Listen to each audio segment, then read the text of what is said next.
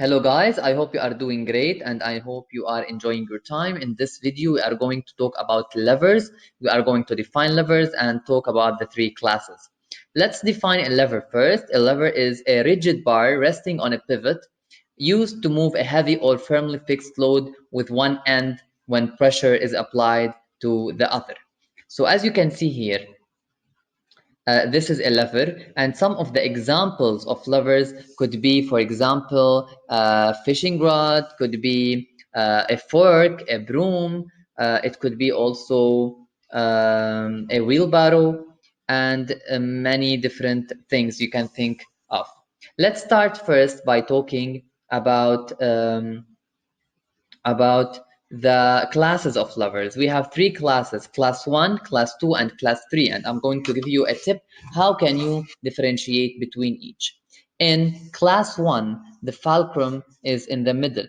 So in class 1, the fulcrum is in the middle, so the effort and the load are at the edges. So it could be effort fulcrum load, or definitely it could be load fulcrum effort. This is the type, the first class lever. In the second class lever, the load is in the middle. You can remember the word second and self. So self, it's second, as for second, and if you connect them together, self. So remember that L is in the middle. In identifying classes, we care about remembering which part is in the middle, whether load or effort or the fulcrum.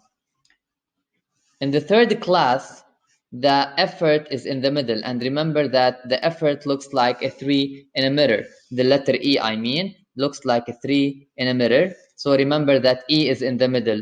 So LEF, the fulcrum, or definitely it could be FEL. So what we care for is that the effort is in the middle. So class 1, the fulcrum is in the middle.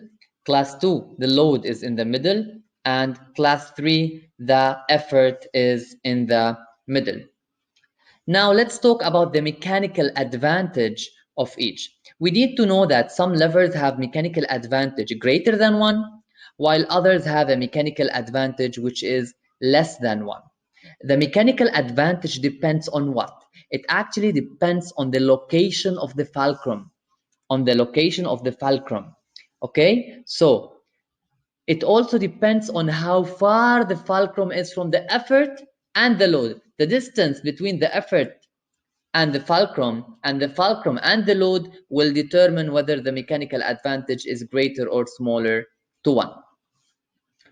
So let's now talk about the first lever. We need to know. Let me erase these and let's focus on the class 1 lever. Okay, in class 1 lever we have the fulcrum in the middle, such as this one. We have the fulcrum is in the middle. So if we applied an effort here downward, we will get load upward. If we applied, it makes sense. You can try it. I mean, you know the seesaw. Seesaw is an example of class 1. So the effort. When you apply the effort downward, you will get load upward. Only the first class levers change the direction of the force applied. When you push down, you get the load at the other end is going upward. Okay, while the second class lever and the third class lever, they will not change the direction. Okay, they will not change the direction, because if you pull the effort upward, the load will also move upward. If you pull the effort upward on this side, also the load will be pulled upward. Okay, so only in class 1 the direction of the force applied will change.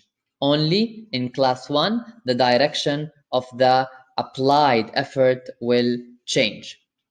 Levers are not only used to change the direction of the force, but also to make work done simpler. This is the whole idea of a simple machine. We need to do less effort. So depending on the position of the fulcrum, a lever can change the effort. When the fulcrum is closer to the load, let me show you now. If the load is here, this is the fulcrum. When the load is here and the effort is far away from the fulcrum, okay, when the fulcrum is closer to the load, then the effort is applied over a large distance, so the mechanical advantage is greater than 1. Mechanical advantage is greater than 1. Okay, now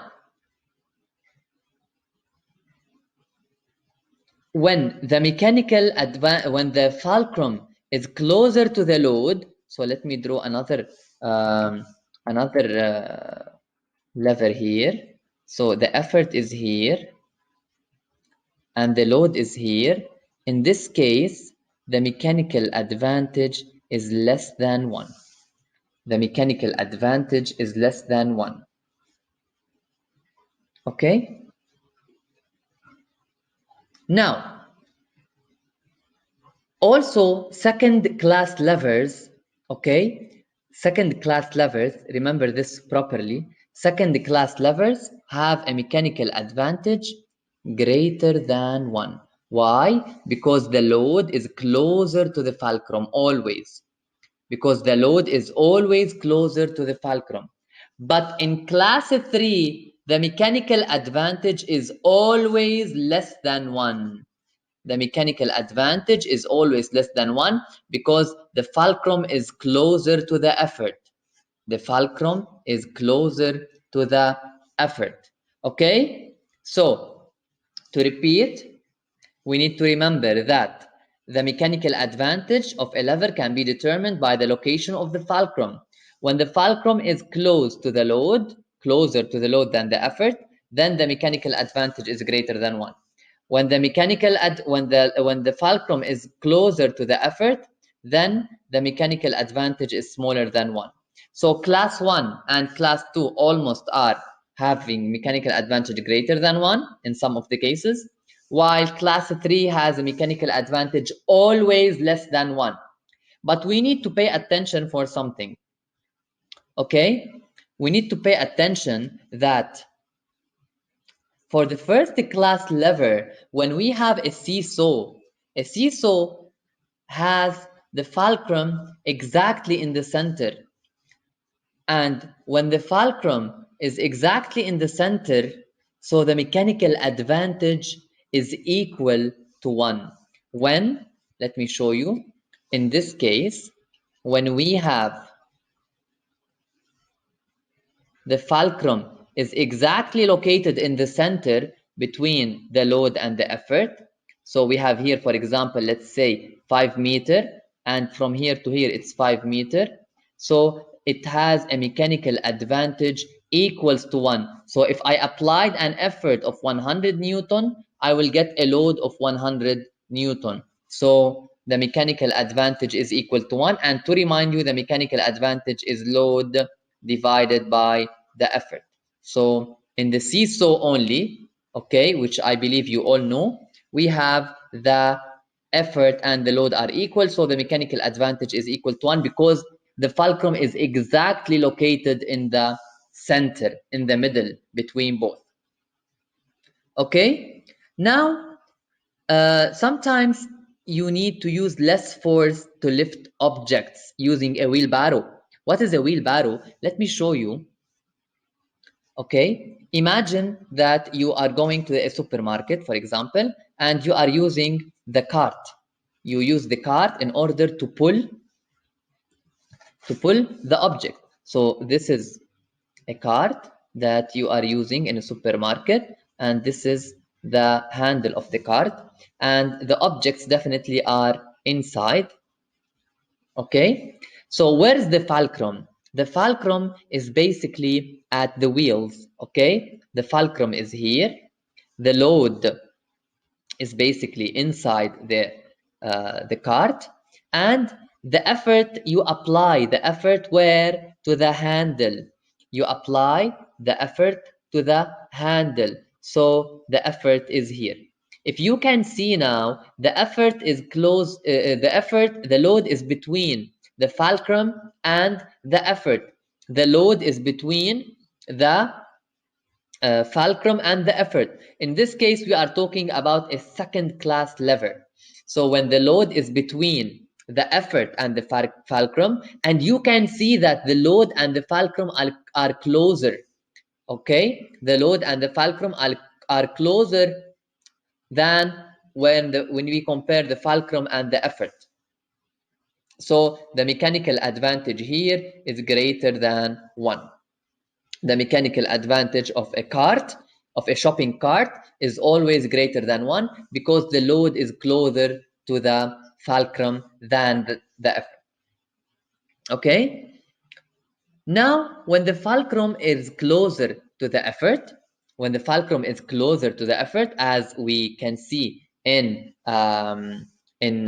class 3, when the fulcrum is closer to the effort, if you look at class 3, the mechanical advantage is less than 1.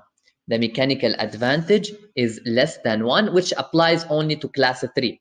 The mechanical advantage is less than 1, and this could be an example of a fish rod. A fish rod is an example of class 3 fulcrum, and you need to apply more effort to pull the fish, okay? Because the fulcrum is closer to the effort, okay?